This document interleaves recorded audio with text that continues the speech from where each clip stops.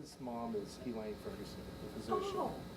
He just got out of dental school, and I've been taking him hunting since he was 14, 15. And he went to dental school and couldn't hunt, and he called me and said, I said, well, I said, I really don't think he's scared. No. Yeah, they took care of it all. Oh, yeah, Aaron household. Yeah. I don't know. I know. Come on. We're live.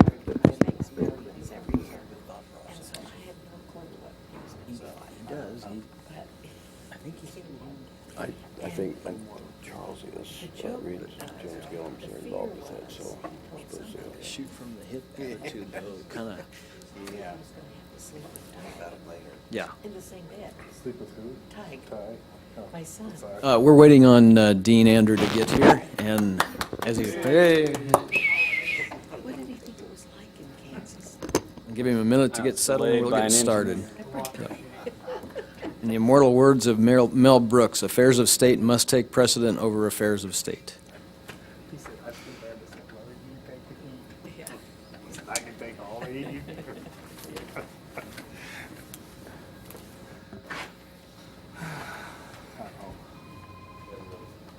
Weather, couldn't be here Tuesday. I told him we were moving Thursday. I heard nothing from him, but I don't expect him to be here. Okay. But I at least have to touch on those two items.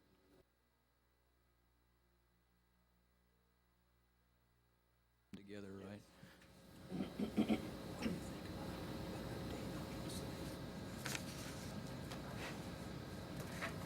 We'll go ahead and call the February 1st, I'm sorry, this would be the February 3rd now, meeting of the Salina Planning Commission to order. This meeting was postponed from the weather date on Tuesday.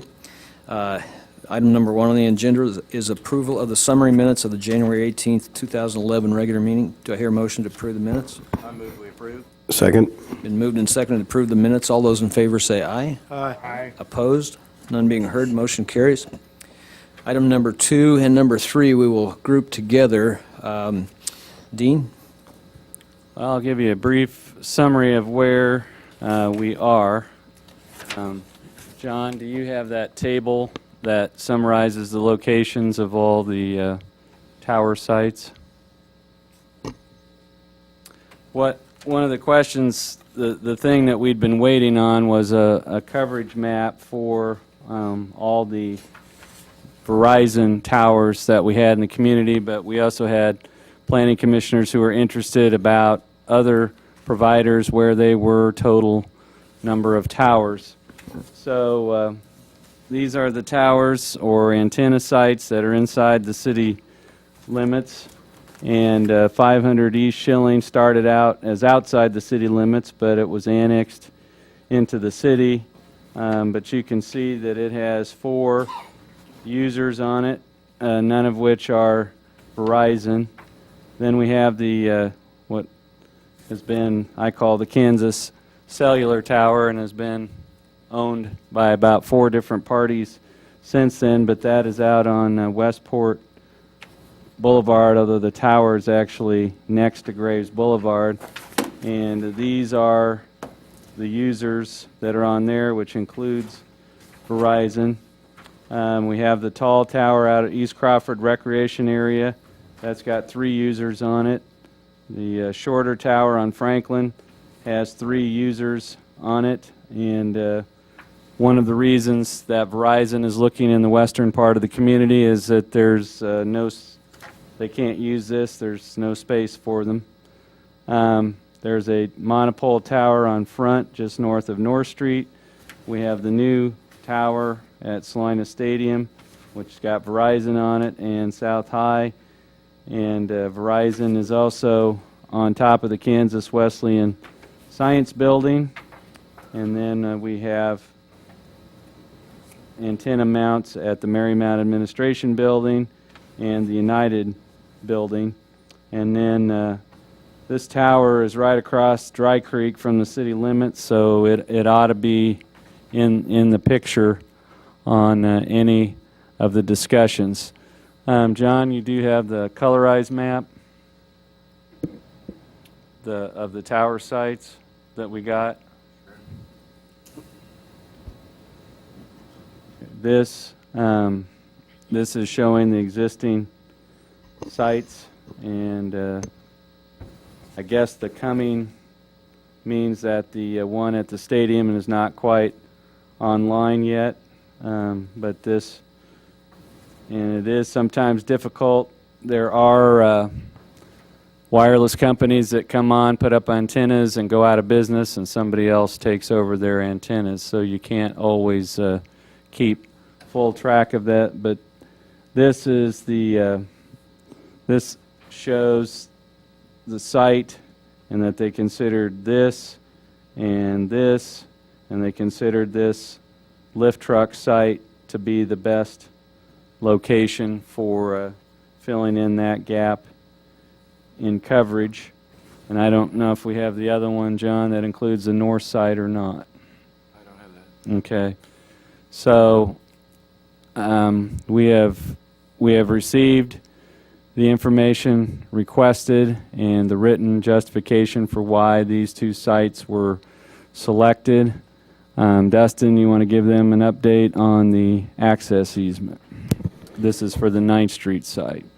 You'll find at your desks there a email that was provided to us from Verizon's legal staff, in which they weighed in their opinion of the easement, which concurred with staff's opinion of the easement, in that it was granted to the grantee and its heirs, personal representatives, and assigns to allow for an unrestricted, unexclusive access easement of 25 feet along the east boundary of the property to Euclid for people to have access to the storage property that Verizon is proposing to put their tower on. So that would include any of the tenants that the property would acquire, including the Verizon people here that they're proposing to put their tower on. So the easement isn't exclusive and does allow for public use.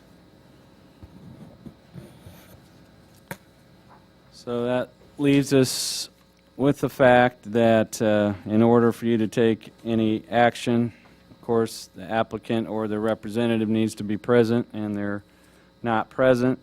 At the same time, we've got the maps that were requested and the justification. I guess first thing we would do is take any questions on that. At the time that we sent out our report and had our agenda deadline, we did not have any maps. And so we wrote the report based on that, and we gave you two options. One was to continue it to allow additional time, or the second one was to deny the two requests for not having complete applications. But I guess we would be open to any questions you have about the listing we have of the towers of these maps, or and what we were requested of them. From the stuff that I read, I didn't see a propagation map that and justifications for the site on North 9th Street. Was I Okay. missing that, or? We'll have to track back what got sent out, and that did not come in at the same time. Okay, We put the packet together, we put the packet ready to send out. Right before we were sending the packet out, we got maps for the lift truck site. After the packet went out, we got maps for the North 9th Street site. So if those did not get forwarded, I received them, but if they didn't get forwarded, then that would be important for us to send that out. And then, of course, we have the question of how the commission feels about the setbacks and the proximity to property line. That was going to be I thought that was one of the issues, was the setback. Certainly with the Pace property, we discussed it extensively, and I don't see anything yet where Mr. Pace has granted a variance from that setback requirement. Do we No. have that? He doesn't have veto power per se. It's a matter of whether the comfort level any or everybody has in terms of granting something that he doesn't agree with or consent to. He can't veto it, but it's not on his property. It's just the fact that is reduced from what the ordinance requires, and how comfortable is he with that? I just don't see any huge compelling reason to grant this and go against the setbacks when there's so many other properties around, in both locations, actually, lift truck and the, Well, in regards to the lift truck property, have we seen anything that shows us what's to the east and the south, especially the 42-foot short easement on the south of that property? To the south of that is a building that's owned by Marvin McIntyre that's on Commerce Circle. To the east of it is basically open space and Dry Creek Channel. I don't know, John, if you have this one for this, do you have any aerial for the Copper Court? Just a moment. Okay, so the tower site they're talking about is right back here. And so you've got a Marvin McIntyre building, and then A&B Machine is right here, Mr. Harris's property. So they're tucked back here, and this is owned by Aaron Morrison, and this is owned by Mr. Harris, and this is owned by Mr. McIntyre. But they're tucking it back here, which is somewhat out of the way, but still is pretty close to adjoining properties. Do they have approval from any granted authority from those other two property owners there to have a variance from the setback? They were contacted about the hearing, and we've heard nothing from them, pro or con. And, you know, we can attempt to, I guess, part of the issue for us is we feel like that's Mr. Duchamp's responsibility. Which is my point. Why yeah. do we continue to Yeah. discuss this when he's not here? This is the third or fourth meeting. Right, but that your choice is to say we shouldn't take, you can't take any affirmative action without him being here. If you feel this is dragging on and not being addressed, then we've given you the two options, which is to close out the applications and start over, or continue the hearing to a future date. And I'd make a It is dragging on, but I have one more question. I almost got my motion in. Are the other towers full, the ones that exist?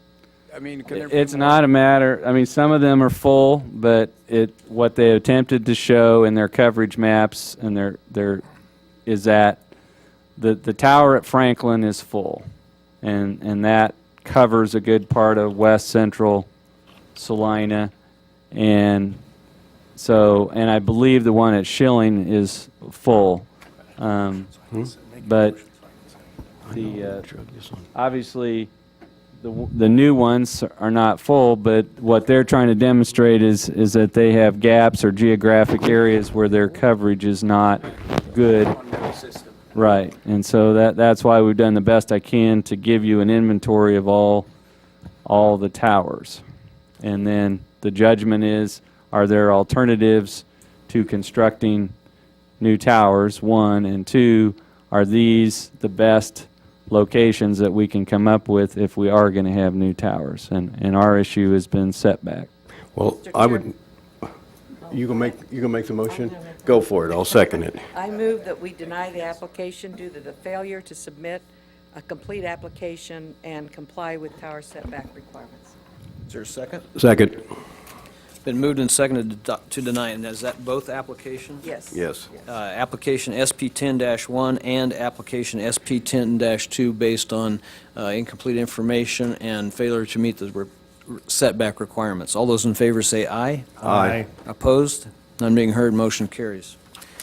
Item number 4, application PDD 11-1 filed by Wholesale Property Services LLC requesting preliminary and final development plan approval and a change in zoning district classification from PC1 to PDD R2-2.5, multifamily residential on the former Hawthorne School site to allow construction of a new multifamily apartment complex.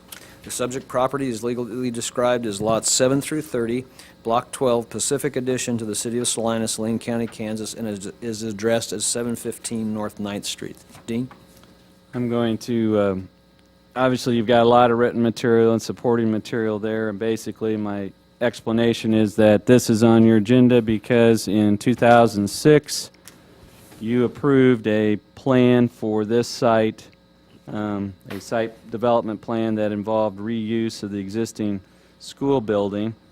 The plan that you have before you is a replacement plan or substitute plan, and so the purpose of this meeting today is for you to review the replacement plan and to see if it conforms with all of our requirements and your expectations for infill redevelopment. This is being done as a planned development district with R2.5, and part of the reasoning for that is because the development that is known as Reserves at Prairie Glen, which is on South Ohio across from Jerry Ivy Park, was done as a planned development district with R2.5. And basically, if you take those buildings, those apartment buildings and that development and pick those up and move those to this site, that is what is proposed as far as footprint, height. I think the only thing that was discussed in detail at the Heritage and City Commissions was the proposal to have a red brick exterior as opposed to the block and what you see out at Reserves at Prairie Glen. And then the other aspect was some of the details that went with the clubhouse. But I'm just going to pull out three things here that we identified in our review. And John, I did not know there's a table that we did that's at the end of your packets on this that kind of summarized our review. But yeah, that would be it right there. And the only thing that we identified to be addressed, and we've had some discussion on, is this right here. And our basis for looking at that is that the plan that you have, as opposed to the plan that was out at Reserves at Prairie Glen, is that they have parking in front of their clubhouse, which has rental offices and a place for visitors and things of that nature, and it's more or less integrated into the rest of the parking for the housing out there, whereas here the parking is somewhat isolated and freestanding for the clubhouse. So there's two ways to look at this. One is that overall they have 86 spaces on the site and 82 are required. The other way to look at it is that they have 80 spaces on the west side that are devoted to the living units and 6 on the east side for the clubhouse. But this is a planned development district, so you have the discretion to certainly determine that the 86 total, regardless of how they're distributed, is adequate. Second item that we identified, and I'll let Mr. Nelson expand on this a little bit, but we've looked at the footprint and the paving footprint for the existing school and playground, and then the footprint proposed here for buildings and parking. And there's quite a bit more impervious surface under this plan than what exists today, and the engineering department is concerned about where this runoff is going to go, how it will get there, and whether the inlets that it will be directed to have sufficient capacity. And then I think the third item that we will get into with you as a commission is that this is a planned development district. You can impose whatever conditions of approval you think are relevant, and there were certain presentations and representations made about having a memorial through the signage out along 9th Street, and also having space devoted within the clubhouse for a memorial display that would help memorialize some of the aspects of the Hawthorne School within the clubhouse. And then the third aspect was discussion about reuse of some of the brick from the school and having a red brick exterior for the new apartments. Those, if you feel are appropriate to somehow incorporate into the planned development district, that could certainly be done. So we'll want to hear some reinforcement from the applicant that that is, in fact, their intent, or I guess one of the concerns we would have is if they get into the demolition of the existing building and somehow salvaging of that brick is not suitable, it doesn't work, then having a requirement that the new buildings have an exterior of red brick might be too confining, so we would want to get that pinned down. Wayne, do you want to expand at all about what you're looking at in terms of the drainage? John, we do have an overall aerial photo that shows storm sewers and all. Might be that one there. And just for your benefit, the blue lines there are water lines, the green is sewer, and the reddish lines there are storm sewers. So we've got storm sewers up here with inlets on 10th Street and up at this corner. But the overall pattern here is water coming up here to the north and then piping over to Dry Creek. But I'm going to let Mr. Nelson address what the engineering department determined when they looked at the impervious surface. Thank you, Mr. Andrew. When we looked at the proposed plan here for this development, one of the, I guess the thing that struck us was the increase in the full development of the impervious surface area on the property.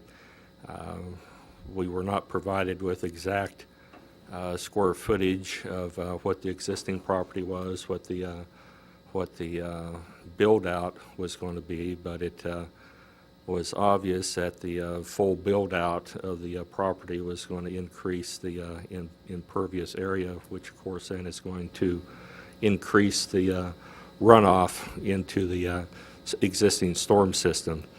As Mr. Andrew pointed out, there are storm sewers to the south of the property and to the northwest and north.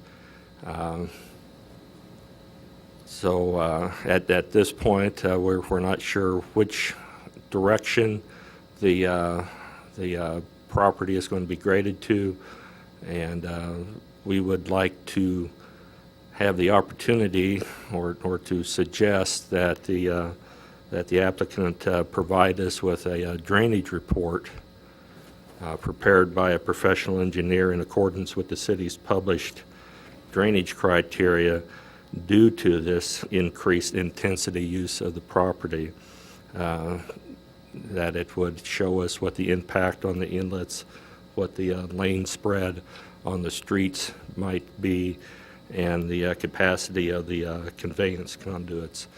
We're just concerned that this is a older part of town where there has been some concerns about street flooding, and certainly the architect's own office is located across the street here, so I'm sure they would have a interest in seeing that the properties aren't adversely affected.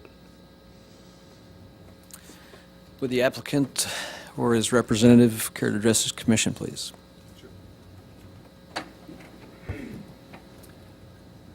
I'm Pat Beatty with Wholesale Property Services, Overland Property Group. I'm here to answer any questions you have at this time. The three items that we brought forth in the Heritage Commission and the City Commission as a way to memorialize Hawthorne School were, we talked about incorporating some of the brick wherever feasibly possible for a signage in front of the apartments that we're constructing. And I think the concept that we used was called the Heritage at Hawthorne for the for the sign. I say feasibly possible. We're still going through the process of, we've never done a demolition before. We'll hire somebody who has done, a lot of demolition, but, what we can use as far as the brick, is going to be unknown until we get into it. But that is one of the things we were going to do. We also offered to have some sort of a memorial inside of our clubhouse for Hawthorne, utilizing any kind of pictures or other items we can to memorialize it. And of course, the brick for the for the exterior that we typically would use stone like we did at the reserves at Prairie Glen. As far as the storm sewer, I'll let Charles maybe address that, but it would be my impression that would be something that our engineers would need to get straightened out as a condition for the building permit. I don't believe, in the other projects that we've built that, if we didn't have adequate storm sewer, we would get a building permit, but maybe Charles can address that. Mr. Beatty, just backing up just a little bit, so addressing the stone versus the brick, did you say then that you would be using brick instead of stone, even though it may not be brick from the Hawthorne School? Yeah, that's our intention, is to do that. And I don't think we're going to go back to, to the stone. We want to try and preserve the look of it. I just can't guarantee every single brick's going to come from Hawthorne. I sure hope so. But we can't make that promise to anybody until we get into it. And we didn't. We said wherever feasibly possible to both the Heritage Commission and the City Commission. So. We don't have any exterior elevations or anything yet, or? We do. I don't believe I brought them today. Not for the but commission here. yeah. They'll be similar in appearance to the slide that Dean showed earlier, like that. Appearance-wise, it's going to look like this. The primary substitution would be red brick where you see stone. And then one of the discussion items was taking, and I think John had the photo up there, there's a stone arch that identifies that as Hawthorne, and there was discussion about taking that and incorporating it into the entryway to the clubhouse. And that's still the plan as well. So. You don't have any kind of landscaping plan, and there's some huge mature trees on that property side. Are you trying to save any of them? What is your overall approach to landscaping? I haven't seen the plan. Well, I'm sure we'll try and keep what we can keep. That's always our plan. We typically we've done some infill, but we've done a lot of just very green developments in the past. So bear with us a little bit. This is new for us too, but we'll do the best we can. Most of the existing trees, the mature, larger ones, are out in the right-of-way between the sidewalk and the curb line. And so they shouldn't be in the way of anything in terms of the exterior ones, but certainly the interior trees, that would be more of an issue in terms of trying to protect or preserve those. But we think the exterior trees can certainly be protected during the construction. There was a question about connecting the park to the facility, and then also about sidewalk on 10th Street. Do you have any problem with that? Mr. Kennedy, do you know whether that fence that's on the separating the school from the park, is that a fence that the city put up, or is that a fence that dates from when that operated as a school? No, that was put up by the city when we transferred ownership of that parkland to the city prior to us selling that property.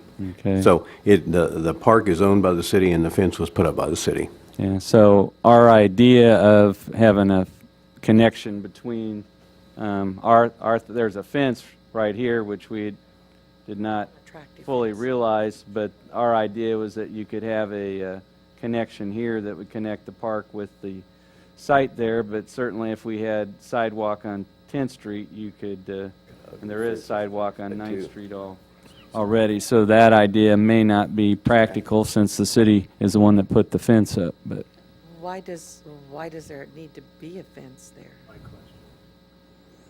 and part of it was defining the boundary. Part of it may have been to separate the school aspect from the spray park aspect, but that is something that I think this city will have to look at with Parks and Recreation to see if there's any compelling reason to leave that fence there. Well, I think there's a fence on the west side of the property all along as well, and it's an old chain link fence. It's not beautiful by any stretch, and it probably needs to go as well. So I think part of the thing will be for the city of Salina to look at how we can integrate our spray park, because it is and should be an asset for a housing development to have access to a play area like that. Well, I think it just enhanced the appearance of the whole Yep. block there. We're going to have a nice-looking building there. It should have an appropriate fence, and if there's going to be a divider, that could be certainly landscaped. Yeah. But And when John and I went out and looked at it and saw the fence there after we'd made our suggestion about the connection, and then I had to figure out whose fence that was, so. I still think it's a great idea to have a walkway through there, and, the city would have a short section of walkway to build if the fence was gone and something nice was put up between the two properties. Well, I would think from your viewpoint, that would be a good marketing thing to be able to show people access to that park. But Right. We appreciate you having a playground right by our new apartments. So we don't have any objection. So back to the sidewalk. Well, the question would be John, you had maybe some photos. To our knowledge, there is no sidewalk along here.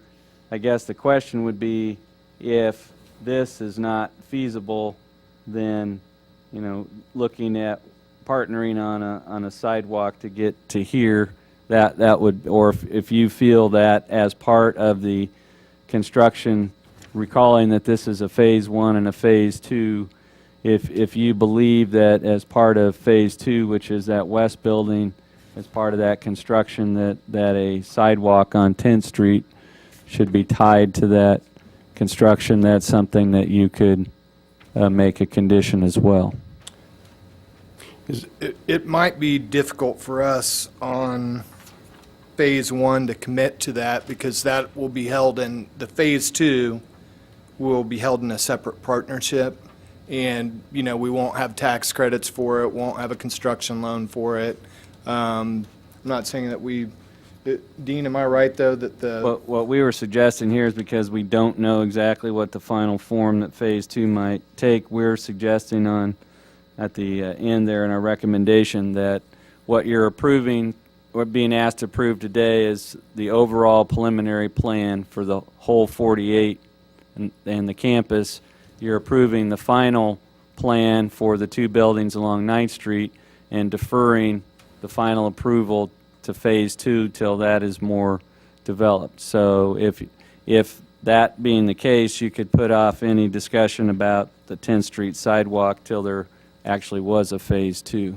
Seems like we really only have one question left on this particular application, and that is the drainage report, and I think Charles can refer to that if, Right, and then your comfort level on the proposed amount of parking. yeah. And before the drainage report, if you go back that one slide, John, on the sidewalk that you see around the development there, the Phase 1 development with the two buildings on the east side, there is sidewalk, around both those buildings that encompasses that. So I think it is, very logical. I think it'd be very nice to have a sidewalk extend off there, right where Dean's pointer is, to back to the north, tie that into the water park, into the gazebo. I think that'd be really practical. And then you can see from the dashed line of Phase 2 where a building would go, the intent would be you'd have that open courtyard in there between all, or centralized courtyard between the buildings that would tie all the building entries in and the sidewalks back in again. So you'd have that central pedestrian access through there leading over, that could lead over to that water park. So just throw that out there. Then, as in regard to the drainage report, we are working with a licensed engineer on the project who is studying the drainage of the area. We've had some preliminary discussions at this time that, we know drainage is potentially an issue.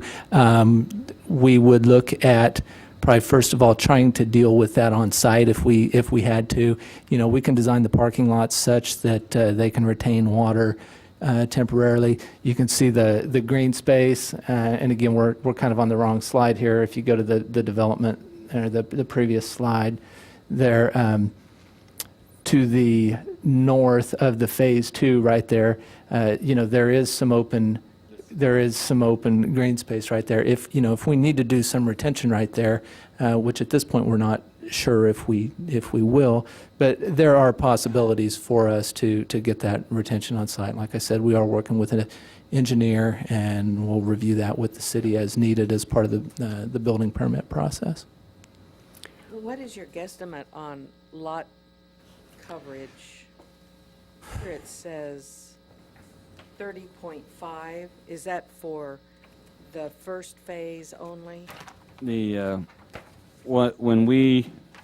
Mr. Nelson looks at it differently than we do, what that comparison is that the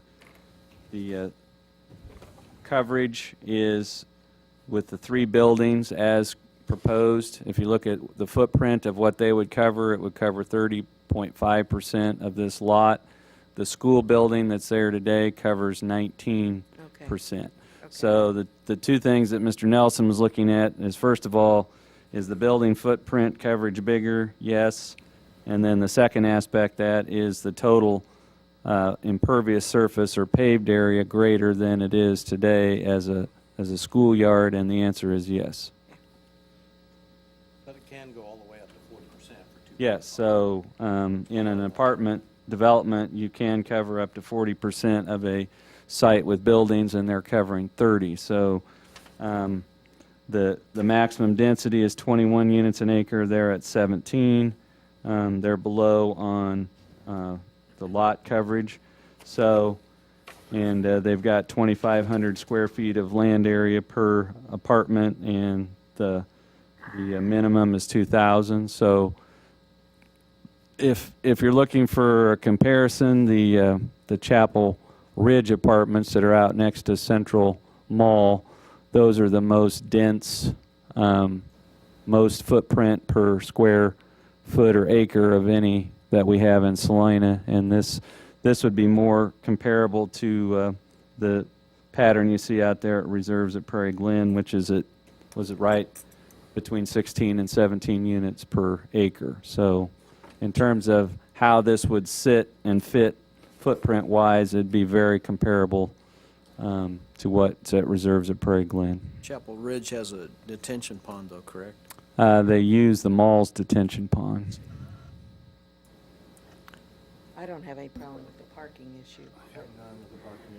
And I think we've addressed if the applicant's committed to using red brick, whether it be reclaimed red brick or replacement red brick, and we've addressed the drainage. If the applicant is willing to provide the appropriate drainage report, I see no reason we couldn't make a motion to approve this.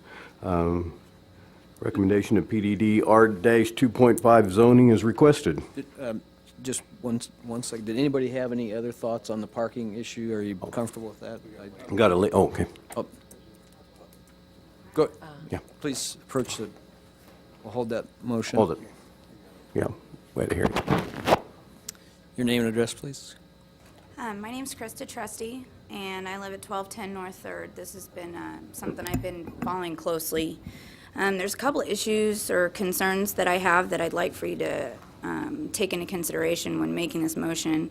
One of them was the drainage issue. We have, I live in the area, we have an extensive drainage problem, and so that already exists without those houses being there or the apartments being built. So that was a concern that I had. Another concern that I have that we haven't talked about is the overload to Oakdale Elementary School. The children that are in these apartments are going to be going to Oakdale. To my knowledge, the school boundaries didn't change for that school, and with Oakdale currently having 381 students, it puts them right back again at the top of most students per school. At that time, or I don't know if we will have to again relook at school boundaries, or if we're going to the school board's going to be faced with a similar decision that they were just faced with. But that's a great concern that we have. Also, when under public utilities and services, when they talk about the jeopardization or jeopardizing fire and police protection, you know, it's not really fair to compare it to Hawthorne as a school. Hawthorne didn't have a kitchen in it. The proposed properties are going to create 18, 32, and 48 kitchens. And I know that seems a little far-fetched, but that's 18, 32, and 48 more possibilities for a building to catch on fire on the side of the tracks where a fire department doesn't currently exist. In the event of a train, the fire department would be forced to go around Ohio, back to Ohio, or back to Broadway. And that's a concern that has not just been for these apartments, but has been for the north side of Salina since 1930s, as far as I can tell by from community members that I've spoke with. And then a major concern that I don't know if it was addressed or not was crosswalks for the children to get to and from the city park. And when you speak of connecting the city park to these apartments, initially what you're doing is you are connecting a public area to a private area. The citizens or this children that just live in the community are not allowed on that property. They're not allowed to play at the park on that property, and they're not allowed to go into the clubhouse. So to connect those two areas, I think would be saying, okay, you can come over here, but we can't go over there. I think it might create some trespassing issues. You know, it would be easy to say, well, you can't be on this side because this is where we live. And the sidewalk that is being proposed is right next to, or where they're talking about building it is going to be right next to parking stalls. So I hope that that's considered. Parents can be the greatest parents, but sometimes kids take off. So if they run out into a street, I would urge you to consider that. I was there when they said they were going to use the bricks. It doesn't sound like that's going to happen. The memorial was great, but it's only to private people that live there. So really the memorial does nothing for the public that's in the community. It's just a marketing way to say, hey, we saved this. It's not really benefiting anybody that lived in the community or cared about the building. So if this is something that goes through, I strongly urge you to consider what it's going to do to the people that already live there and the people that are going to move into these places, and making sure that they have adequate safety measures so that they will want to live there as well. Thank you. Thanks very much. Go ahead, Mr. Mays. Name and address, please. Jeff Mays, Compro Realty, 157 South 7th. We're working with the developers, and I'm in the process of getting together with some of the folks that have the history with Hawthorne, and we're sitting down with them to design this memorial both out front and inside, getting their input, which was part of the condition with the Heritage Commission, was that we would sit down with, I'm in the process of contacting Millie Moy, who taught there for 20-some years, and getting her input and asking who else she thinks would be relevant to help us design this memorial. The memorial is not only the proposed school bell, I mean, it's really, we're leaving it to them to help us design. We just put forth an idea, but also some memorial plaques along with that monument out front, listing the idea right now is to list some notable Hawthorne graduates and so on and so forth, but we're working with them directly to help us design that whole thing, along with the bricks and the whole thing. So we're still working with the community on getting that done. I didn't want any misconception there. Will the memorial have public access? It'll be out front, yeah, absolutely. Okay. As far as now I don't know about can you speak to what we're doing inside? I mean, I think that would be the intent. Yeah, I think the intent is going to be that we still have to make sure it's acceptable with the rules of Section 42, but as owners, we don't have any problem with it, and as long as it doesn't violate that particular program, which I don't believe it will. As my understanding of the rules is it actually allows for this type of thing for a community room, so I think it'll be fine for us to have a memorial inside the clubhouse. Thanks. And for a public information item, Mr. Kennedy, could you address how the school system looks at any new development in Yeah, terms of population? Yes, we do. In fact, we work with city planning a lot as far as what might happen as a result of any development in an area with growth in our schools. Oakdale is a school that's not seeing a tremendous growth in enrollment. In fact, because of the nature of the north part of town, we don't have the student population growth that we might see in the south part of town. Now, it may be beneficial as far as Oakdale. Some of the recent boundary changes we made was to, in fact, move some students into the Oakdale area because it didn't have the enrollment comparable to the schools in the south part of town. We would welcome some more enrollment. If your figures are correct, and I think they're about right, about 380, that school really was designed like our other 7 elementary schools to handle about 450 students. So I see that not to be a factor at this point. And we have readjusted our boundaries such that if some school, whether it be Oakdale or any others, grow a little more than we anticipate, then we can easily move just a few students as opposed to what we've had to do this time. So I think that can be addressed pretty easily, and I'm hopeful. I'm hopeful that this development will bring some students into our Oakdale Elementary School. And there's some beauty to that area in that there's busing provided to Oakdale from up there, which is an advantage for that area as well. So that answer that question, I hope. It does. Sorry, go ahead. Name and address, please. Yes, John Blanchard, 2530 Edward. A few things here at the 24th meeting of the City Commission. I had actually asked a few questions about how the proposed plan lines up with the comprehensive plan. And I got a packet from Mr. Andrew, and which lined up pretty clearly all the questions that I had asked and were answered. So I want to maybe address some of the things that I think are positive about this development. One is that it fulfills a lot of the things stated in the comprehensive plan. Infill development, it utilizes existing infrastructure, which means there's not really a whole lot of expense on the city. The transportation link with the bus, I think you just mentioned, was right there. It's kind of a nice plus to that. It's in the Broadway north side corridor there, the area of change zone that was kind of looked at as a priority. All of those issues kind of lead, in the zoning that is proposed, I would say that it's an adequate and a good mix with the rezone, so I would see that that would be a positive rezone.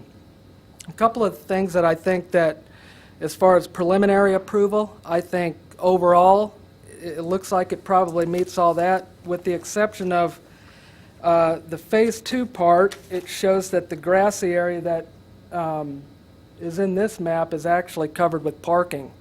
So if there is a drainage issue on that area, then that wouldn't be available for any sort of stormwater. So that is maybe something to consider, but other than that, I think probably preliminary approval is probably no problem. I would say that with final approval, though, I think that there sounds like there's a lot of preliminary stuff that isn't quite been figured out yet, so I might hold back on that, those being a connection with the park and the landscaping, that was all these brought up. And another thing is that if the city owns, this is just food for thought, and I know the Planning Commission is here to kind of get the best out of whatever the plans that are submitted to you. I know that you don't have a whole lot of discretion in kind of moving a project in a certain direction. But I just wonder if a few things had been looked at in laying out this plan. It's a very small site, maybe about 3 acres, so there's not a whole lot to work with. But being that the city owns the park and the city is interested in fulfilling the vision of the comprehensive plan and everything, a mixed-use development in this area would include that park. And it might be easier for the developers to utilize the property better if they were able to take that park and move it into the middle of the block on the, what is that, the west side of there, and utilize that whole piece of property for their development. And then, I don't know if they deed back that portion that the park would then be in, but it just seems that it would be a win-win to have that park as part of the incorporated into the development, rather than just kind of have it be sort of on the end and sort of, let's see if we can get a sidewalk to it. If you look at it, there's commercial all the way around it, and so you've got busy streets on three sides, not busy streets, but at least one busy street on one side of it. And if it were inside the block there, maybe behind where they have this clubhouse, it might be a better spot for that, and it'd probably be nicer for the city and for the developer to have a safer place for what would probably be young children in low-income apartments.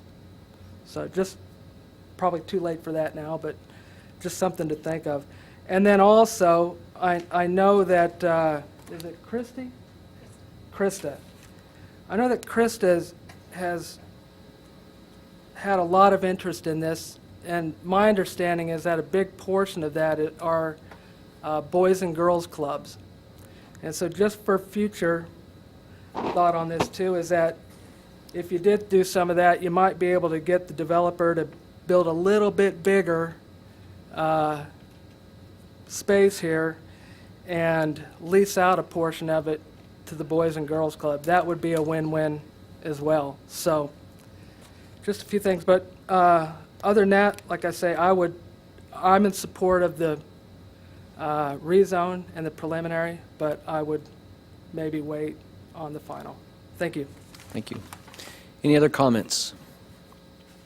Okay, we have a motion on the floor. Can we, I think she wants to make a comment, and I think we missed something too. I want to mention before the motion goes forward, and I believe she did mention, Ms. Christie mentioned about fire protection in that part of town. I think that is a critical issue, not something we can control, but certainly something the city might want to consider. That's not only as a result of these complexes, but that's been an issue. Not only are you talking about fire, but you're also talking ambulance protection for that part of town. If the trains are blocking the track, they have to go around. So I don't know where we leave that. I don't think that's our role here, but I just wanted to make sure that was noted. Please don't take our park. You took the school, don't take our park. That's the city park. We utilize that. And if you take that away from us, then our children are going to go to Thomas Park, because that is the only other park in that area. It gets a lot of use. My granddaughter enjoys going there.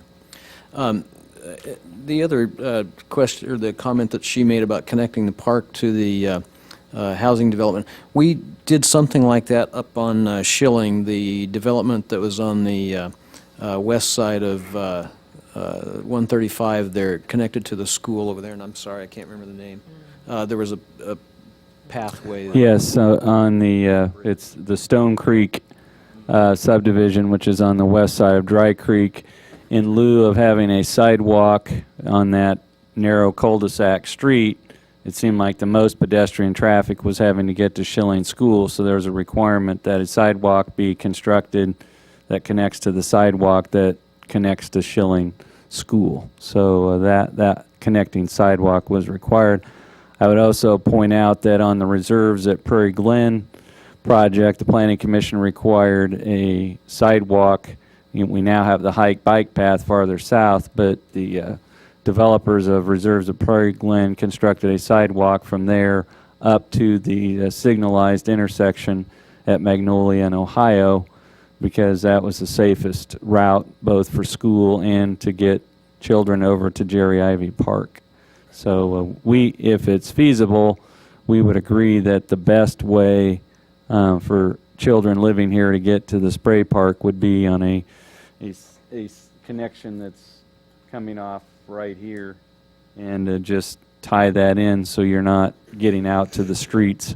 But what we've suggested here, which is to a degree of trust me, and to address Mr. Blanchard's question about preliminary versus final, what this condition recommends is that the zoning administrator, myself, be authorized to approve their final plan, that it must be in conformance with what is presented to you today as to the development and the building elevations, and that plans for landscaping, sidewalks, parking lot drainage, signage, site lighting, dumpster enclosures shall be shown on that final plan, and I assure you we'll be looking at each one of those on your behalf.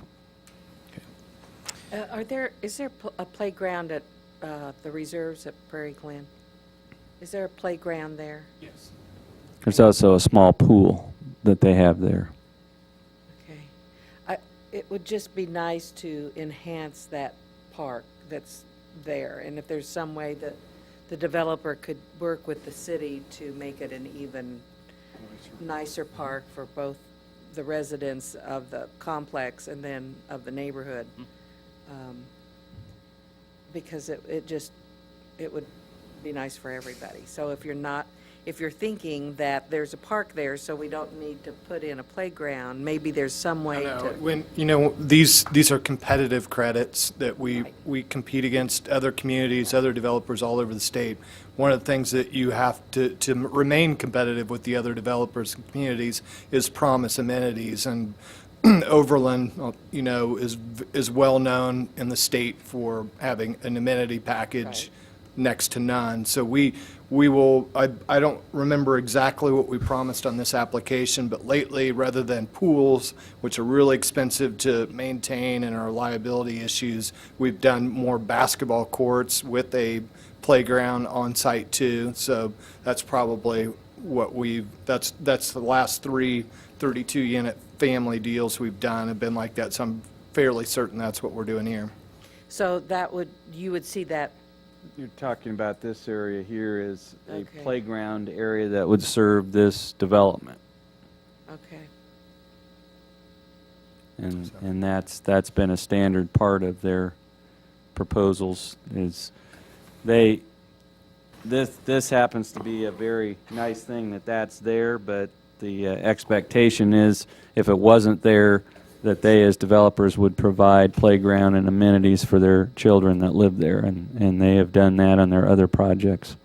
We'll have to do it. We have to do it. So I'm just thinking that if you put that into your submittal for your, whatever they're called, if there's not any room for, instead of doing that there, for working with the city, that would include that ability.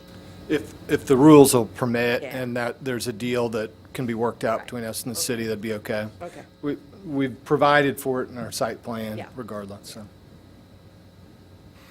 so. Dean, Ms. Trustee also had a question regarding sidewalks and traffic control. Can you tell us a little bit about the process that Mr. Stack would go through when he would be looking at stuff like site control on a new I development? mean, formerly, when this was operated as a school, there were some crosswalks there that were removed as part of that. I guess unlike the thing that makes this site so great compared to Reserves at Prairie Glen is that Reserves at Prairie Glen, the park was separated from the apartments by a very busy Ohio Street. The advantage here is the park is not separated by a busy street. The issue of whether children living in other parts need crosswalk protection to get to the park, that can be looked at by the engineering department. But in terms of this development, having that internal link that just gets this connection there, then we're not worrying about crossing streets. That's one of the beauties of this site. I think maybe she, and I don't want to put words in her mouth, but I think maybe she was talking about kids getting to other places. Is that what you were? Yeah, to go to any gas station, you would either have to cross 10th Street to get down to Broadway Pacific, or you would have to cross 9th Street if you wanted to go to the library per se. You're going to have to cross 9th Street. At this point, the only way that those children can do that is to either run across 9th Street or walk all the way down to the crosswalk. The other stoplight isn't until Elm and 9th Street. There is a large stretch that they're going to have, that they'll have to go before they can get either Elm and 9th, or they would be forced to walk down to Pacific and Broadway, which is in Ashland. I mean, it is an extremely busy intersection. So how are new developments like that handled? Well, almost all of the crosswalks that we have in the community are tied to walking routes to elementary or middle or high schools, and this is not a property where we would envision children walking to Oakdale School because it is a busing area.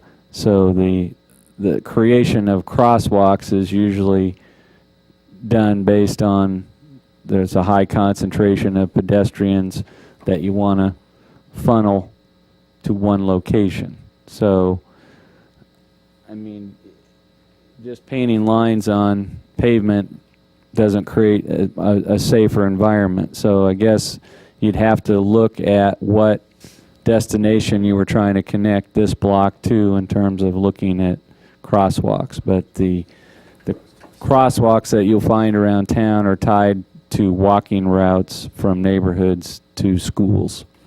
And there aren't many crosswalks around that aren't tied to that. I'd just point out, as Dean mentioned, I'm right across the street. Our office is directly across the street from there. Are you offering to help, or? No, I'm not. Well, do it I can. Do it I can. But no, I'd like to point out that when that was a school and there were hundreds of kids being released from there every day, that was something that we in our office worried about every day, was that influx of kids. Cars actually parked on 9th Street at that time. That's the most dangerous 9th Street's ever been. I mean, it is so much safer now than it ever was. You know, it was dangerous for us just to go home from work at night with, 20 cars lined up along both sides of 9th Street. So, a significantly reduced number of children, in the area. And just 9th Street in general is a safer place now than it was with parking allowed on the street, so. And I would hope with the new North Side organization, I don't remember what it's called, that they may identify some of these issues and bring them to the city. And just a second. Mr. Beatty, for this size of complex, let's say phase 1 and 2 at this point, from your experience, how many children do you see in, I know that's only... It really varies from community to community where you build it. This is a family site. I mean, we are going to have children in this site. I mean, when we looked at it, it wasn't a senior site. It's a family site. There's going to be a population of children there. And I couldn't give you an amount, but it won't be insignificant. I just thought you kind of had developed a ratio in your different areas of It's kind of all over the map. Yeah. Okay. So. And I assume the fire and police, do they look at this? It's not a brand-new area, but... I mean, it should not be any different in terms of their response time or patterns or anything else than when it functioned as a school. It's just a different package. Ms. Trusty, did you have another comment? I'm the secretary for the Northside Development. This is a concern that, not where these apartments are concerned, but prior to hearing about Hawthorne being torn down, this was a concern that we had. This was an area of concern that we had with 9th Street only having 2 crosswalks, and the children who already currently live there not being able to get back and forth across 9th Street. But now, hypothetically, with 2 to 3 bedrooms, you would assume that there's probably an average of 2 children per unit, give or take. I mean, you're proposing possibly 80 children. I mean, that have to stay on the block is kind of, there are churches within the area, gas stations within the area. No, we're out of base here. And Way off. one 80 would, crosswalk, I don't know, so detrimental, but more so maybe look better to the community. It's something that we need before the apartments. It's definitely something that's going to be needed after. 80 would be, that wouldn't be something we would see for 32 units. 30 maybe. Mr. Means. I'm not here to speak for the audience. Is the crosswalk issue relevant to the application?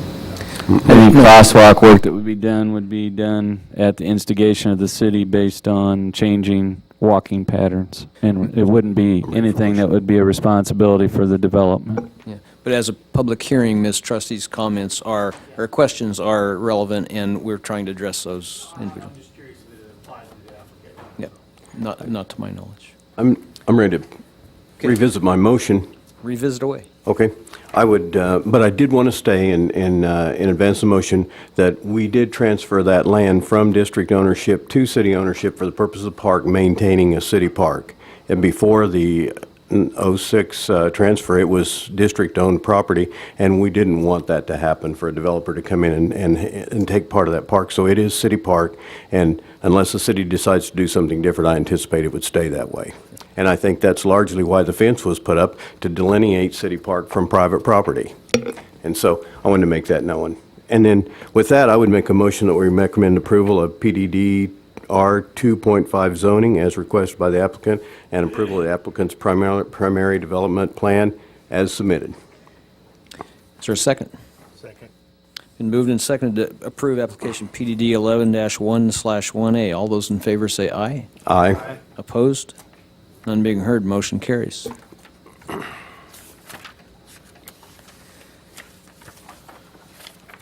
Other matters?